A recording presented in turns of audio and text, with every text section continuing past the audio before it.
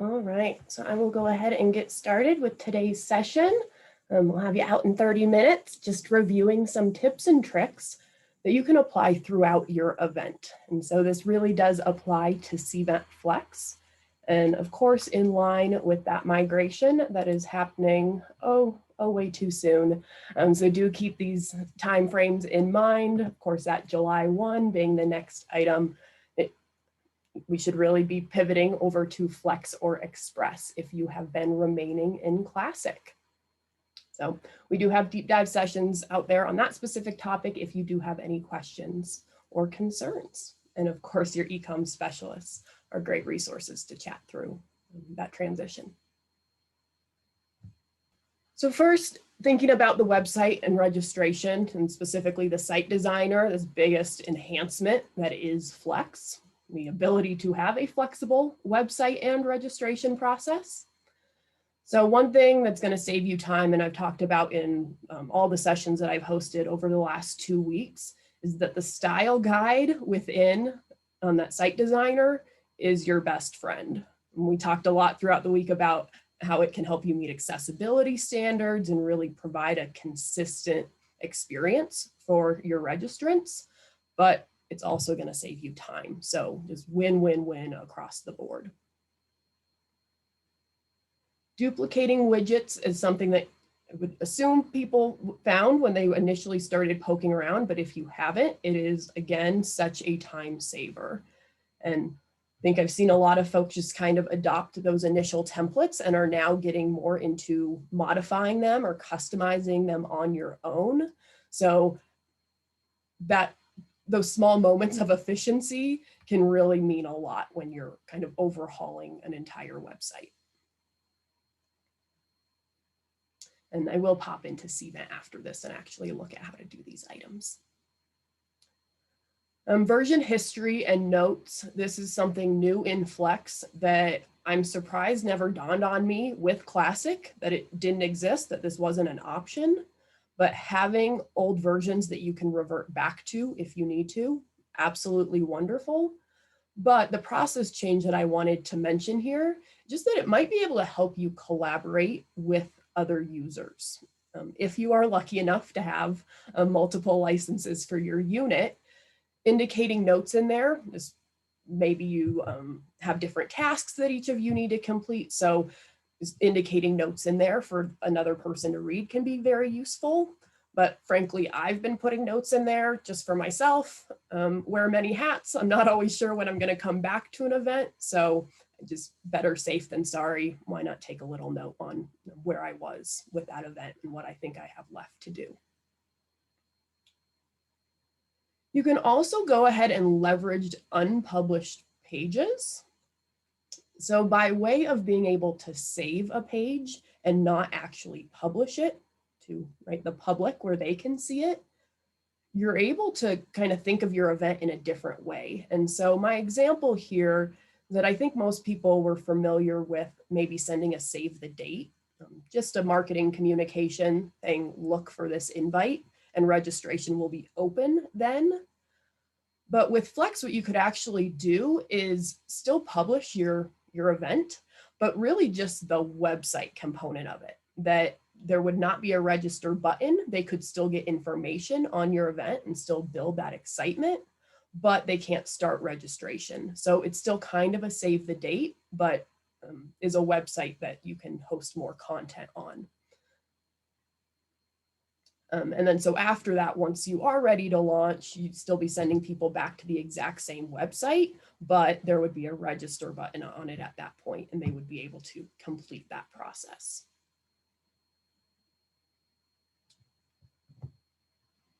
So I will pop into an event, and actually, let me go ahead and log out real quick.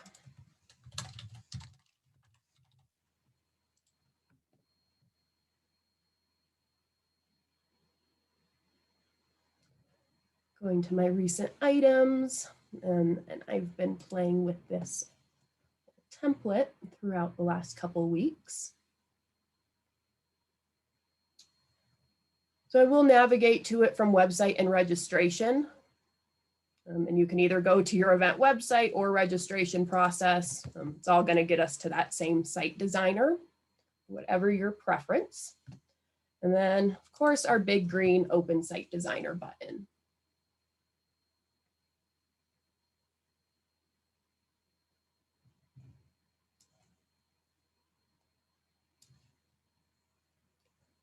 So that style guide I mentioned earlier is going to be found in the theme. And so you do have control over your colors, what you're pulling in there if you want to switch it from what's in the template, but even more this text styling. That is what's going to build in, again, save you a lot of time, build consistency into your event, and it's an accessibility best practice to have these headers indicated so that somebody on a screen reader can go through this content and scan the page. So use those if you find yourself hopping into multiple content blocks, changing how the paragraph renders. Again, you're probably doing it in an inefficient way. You could come back here and it's going to do it at a global level. The duplicating widgets, pretty straightforward. As you hover any of these widgets that do get highlighted in a blue kind of outline, you have the ability to duplicate to another page. If you do have a more complex registration site, you could just move it to another page, or you could duplicate it on this page. I've definitely used all of those while I'm just playing around within Flex. And I will call out right now I'm hovering while it does have the same functionality. I am on a section and it is indicated there in that orange block. So right, widgets, multiple widgets fall in one section. The version history is going to be a little hidden up here in the top right, these ellipses. So the second option, you have version history in here. And so kind of what I was alluding to earlier, my published version was actually created a few days ago. I've been in here playing around, like my example of maybe I'm adding a registration button so people can start that process. And I've added a note in here that I want to go ahead and publish this on this particular day when registration opens. Nice that you could go back way if you wanted to.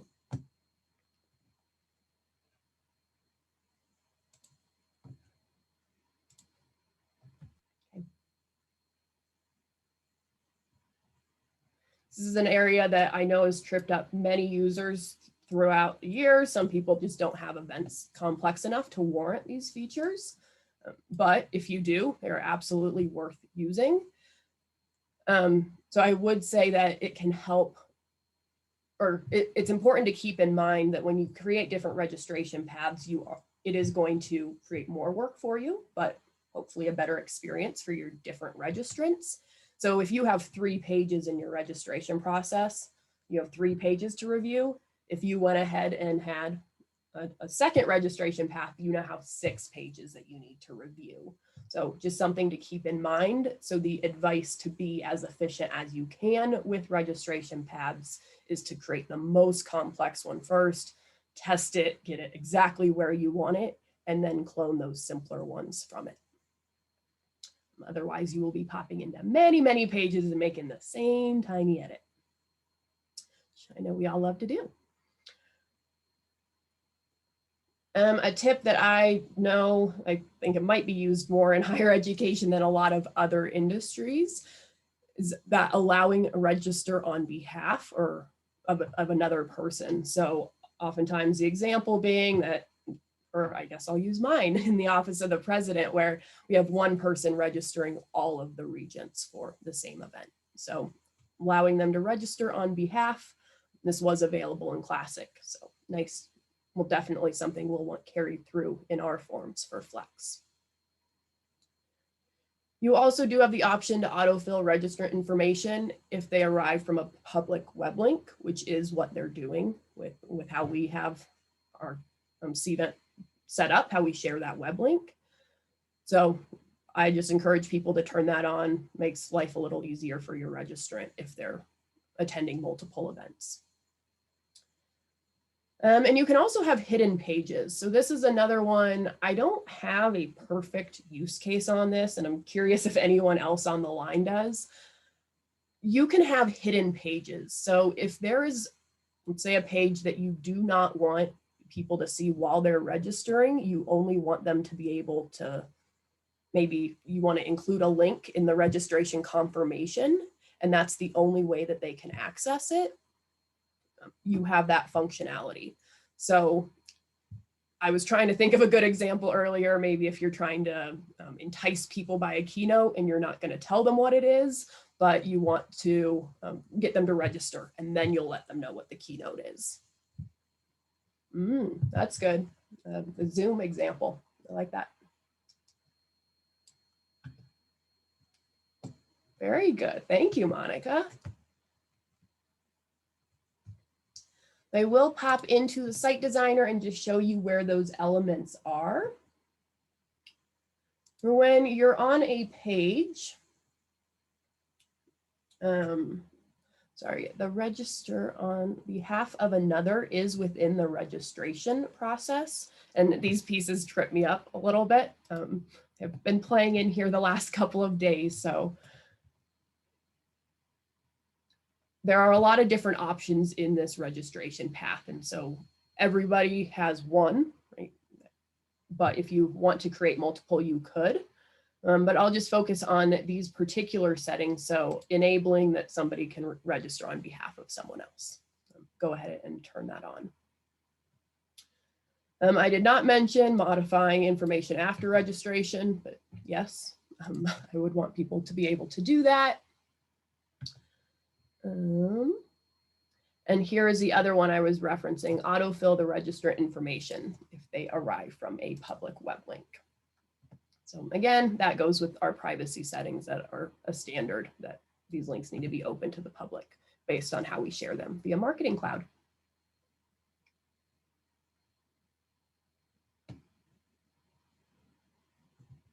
And the other part that I indicated are hidden pages. So those would probably reside up here. And thinking about it now, I'm almost wondering if it could reside as a post-registration page. But, oh no, I take that back. It would have to be a website page because you have the ability, again, in this little gear to display this page or not. And underneath that, assuming it is checked and it is displaying, that it can only be accessed via a web link.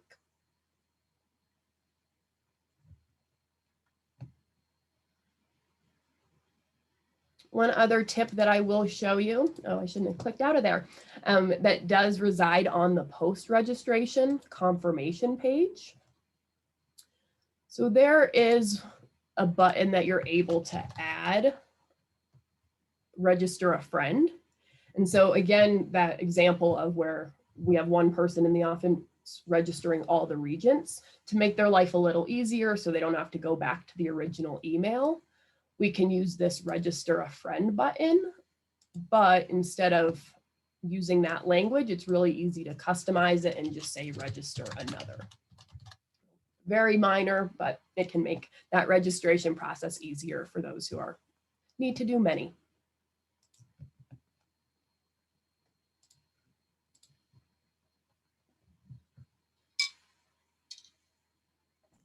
There are a couple of different ways to go about keeping members of your team in the loop without having to pay for an additional Cvent license. One of those is through event planner alerts, where you can alert someone when a certain action occurs in your event. So there are numerous triggers that you can set, and you have full ability to customize those triggers. But the two examples that I see the most common be an event capacity, that when, let's say you chose 50%, if that capacity is met, somebody will be notified. Also, some of those smaller events that folks really want to see if people are canceling or something, that every time a registrant cancels, somebody could be notified of that action. Registrant checklist alerts are a little bit different in that the event planner, the person who has a paid license with Cvent, can either schedule or manually send an email to someone, including a link to a list of registrants. So whoever gets that email, they can access a list of registrants. And there's actually an option to take it to the next level where that person would be able to track participation if it's the day of the event and that's something you're interested in doing, which I do highly, highly encourage. I think what folks are the most familiar with are reports within your events or cross-event reports that once a paid licensed user creates that report, there's actually a functionality to share that report with others. So they would have to be created as a portal user, which is free, but that would also give folks access to data. So these three methods do have some overlap, but for the most part, they do serve three very different use cases. So we will dive into how these look, as well as pros and cons of all three approaches. So depending on your needs, hopefully that will make it easy to decide which is the best approach.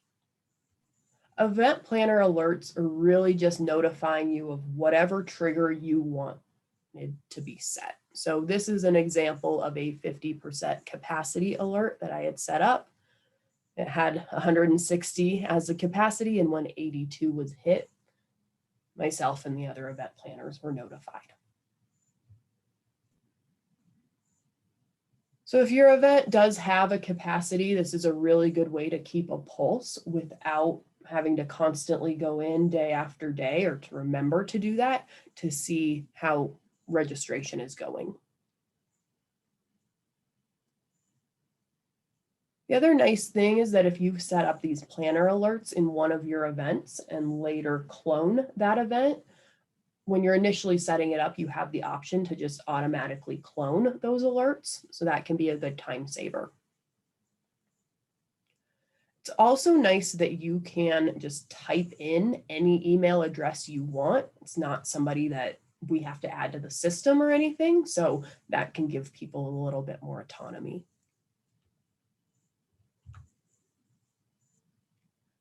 The con here is that you do not get a list of registrants. It is just telling you we've hit 50%.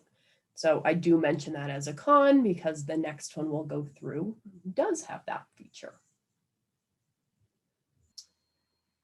I'll go to my promotion and communication, and it's in that final column under alerts. We'll look at planner alerts first. So I mentioned exactly before that I set up a 50, 75, and 95, and that seems good for the event planners I worked for in the past, gauging their event. But we'll just go ahead and look at creating one, which is pretty intuitive. There are different types of alerts that you can create. Said my most popular. Oh, I take that back. I flipped that in my head. For that capacity is using event. And then event capacity, and nice that they give you a description on what it's going to allow you to do. But another one I think could use before, if you're really interested in who's canceling, who actually registered and then went ahead and canceled, maybe you want to alert somebody of that. So just some different options in there. And you could go as specific as capacity for a specific session.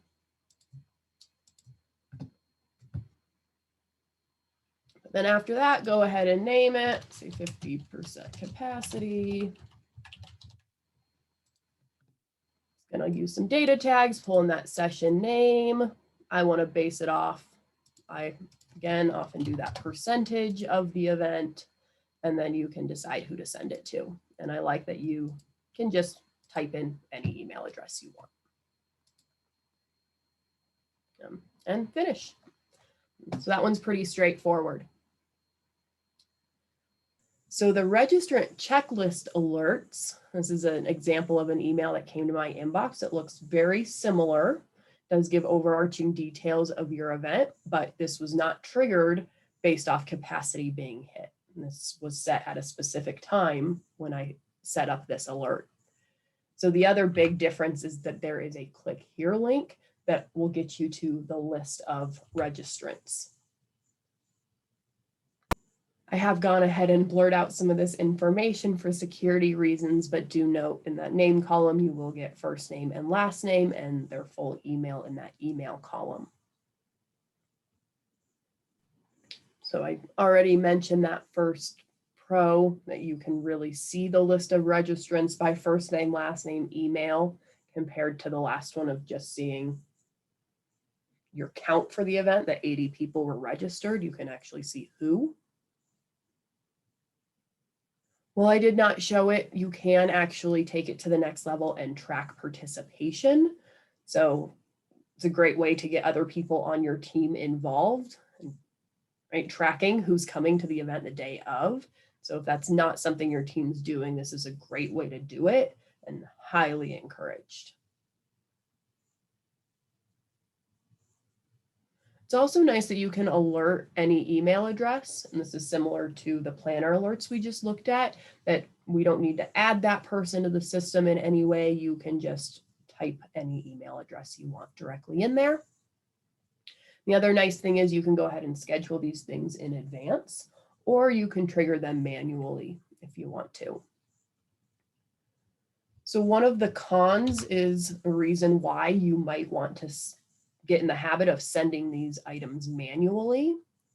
So it is incredibly important to note that the list of registrants captures a moment in time. And that's based on when the email was sent. So let's say you got 20 registrants, that email was sent out, and then 10 more people registered, and whoever you sent that email to goes and opens the link. They are not going to see all 30 registrants. They are only going to see the 20 because that's who was registered when that email got fired into their inbox. So if that information is getting out of date, you can go ahead and send it manually instead, and that will pick up that data at that moment in time.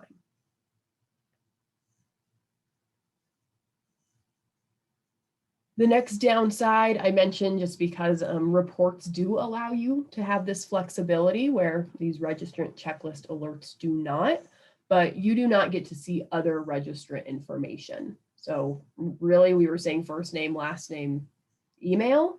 If you ask them an additional registration question or how much money they paid for the event, how many guests they brought, any of those details, if you want to dig into registration even further, this is not going to meet your needs. Very much just a checklist of seeing people's names and emails. The registrant checklist alert. Sorry about that.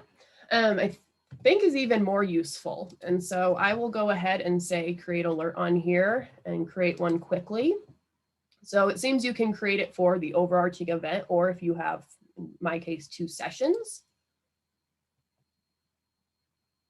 And then you can send the alert once at a specific time, day relative to the event, or twice if you want, which is probably what I would end up doing. And then similarly, you can indicate who your recipients are. And then below that, you have the option to say recipients of this alert can either view registrants, so they can actually see an entire list of registrants. Part of why I think it's better than the planner alerts. And they can even go as far as marking participation. And you can also go ahead and put a message in there. Probably saying, please go ahead and mark participation and save that. So you can either set those times and they will automatically go at that time, or you can go ahead and just send it right now. And so that would get the most up-to-date list to somebody in this moment. But on that flip side, if you do have a need for folks in your unit to see more in-depth data, reports are absolutely going to get you there, and you will need to utilize the portal in order to make it available to everybody. So the really cool thing about reports are that it is real-time data. So whenever that person logs in and says run on that report, it is going to capture it at that moment in time. So that can be incredibly valuable and important depending on what your need is.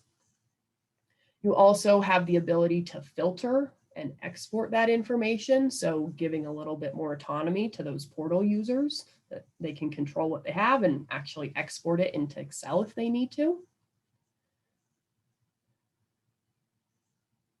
For the event planner who's creating these reports, they are fully customizable. You can pull data from a lot of different perspectives. It doesn't just have to be a registration list. It could be a list of finances or other audit information on your event, any of those reports that you can pull in there. So you get a lot more opportunity there on what data you can look at. You also have the ability to customize it in the way that you can add visuals, grouping, filters for those portal users to actually use. So just a lot more control in there, which might be exactly what some of you are looking for and might be exactly not what some of you are looking for. I hesitate even calling these cons, but it is slightly different in the process where you don't have full onus. You do need to rely on an eComm specialist. So they are the ones with access to publish reports to the portal. While licensed users can create those reports, they can't actually publish it to the portal. So you'll need to ask your eComm specialist to do that, as well as, if they haven't already, create those people who you want to share it with as portal users. So there's a step in there that we need to actually add them as a user. It's still free, but we do need to add them as a user. And after that, you would be able to publish reports and share it with that particular portal user. And I will pop out briefly just to look at that portal, just how it would look a little bit different. Those users do need to actually log in, something they set up when their account gets created. And after they log in, they get a nice CU branded site, and the list of reports that they have access to are listed out, and they have the ability to run it. And after that, as I mentioned earlier, they can either filter this data or export it. A quick tip around reports: I really do encourage you to save them. Oftentimes I'll see users go into their event and run a registration report, not save it. And then a week later, go in there, run a registration report, and every time they're tweaking small things. So just go ahead and save it. That'll help you with one event. But furthermore, if you clone that event, those saved reports will also be cloned. So that can bring efficiency not only to one event, but across many events. So it might be worth diving into why those people aren't coming and things like that. So again, very excited about that checklist, where it should make it easier for other people on your team to mark participation. I think less relevant right now with all the virtual events that are going on, there is the On Arrival app, which I really do enjoy, but without those in-person events, definitely not as useful. But I will share out a link on the On Arrival app if you do have any interest in it. But the downside on that one is the one person who has a license would need to register or would need to sign in on both iPads individually with their credentials, versus the registration checklist alert that went to that person's inbox. So again, just different avenues of getting to the same end goal. Similarly, and why I don't necessarily call it an improvement of process, that icon, you do have other ways of managing invitees. If you printed out a list, you could import that into Cvent. You can assign participation through invitee management. But I would say my least favorite ways of updating, either importing participation or assigning it, but completely possible, whatever y'all want. I will point you all to the resources that from the trainings that I have hosted over the last 2 weeks. So today's session, of course, being those tips and tricks. So I will get today's recording out there soon, but if you weren't able to attend the user interface, the user experience, or the email and survey review, those 30-minute sessions are available. The last piece that I will leave you with, and really a recommendation that I talked through with Rebecca earlier this week, or the Cvent help and support is absolutely incredible. As you dive deeper into these things, they are a good hand to hold. They will walk you through everything, and just a huge part of it is that language, translating what you want done to how it is done in Cvent. And they are an expert in that, and you're an expert in your event. So it might take a little time to mesh, but the quality of product that comes out of those conversations is so much better. So highly, highly encourage that. And just that friendly reminder on your help and support, in the top navigation, opening your new tab. And from that page, you can open a case, chat with them, or request a call. All great options. All right, all. Thank you for sticking around the few extra minutes. I appreciate it. And thank you for spending some time with me this Thursday. If you do have any suggestions on future topics, feel free to shoot me an email. I'm always looking for feedback, so do not hesitate. All right, have a great day.